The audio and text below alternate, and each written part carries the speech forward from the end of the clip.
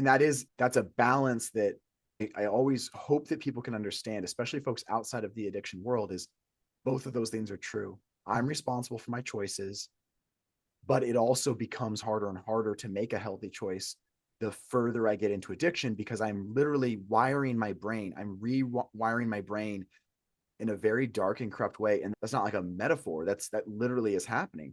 My neural pathways are getting changed, and I can come back from that.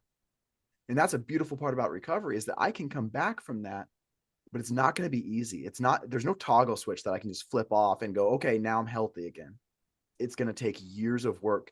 Sexual addiction specifically, it's 4 to 6 years, I think, is the range of 4 to 6 years of sobriety and active recovery is usually what it's going to take before somebody is unlikely to relapse. That's a long time and a lot of work.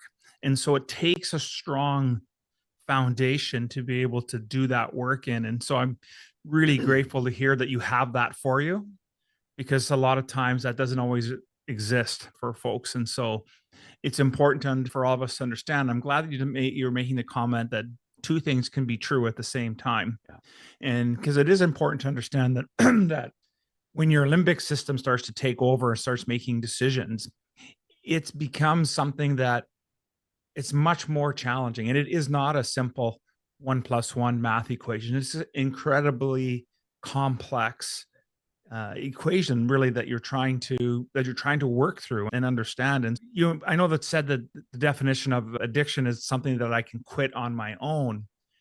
But then you were talked about, that doesn't always mean that you're necessarily going to take responsibility for choices, but you have been taking responsibility. You've been making that really clear in this, and that every time that there's a step forward, there may be a bit of a relapse, and then there's some more steps forward, and then it comes back. So the journey is never a straight line. Talk a little bit about some of those challenges that you faced, and what were some strategies that you used to help you keep yourself on the straight and narrow?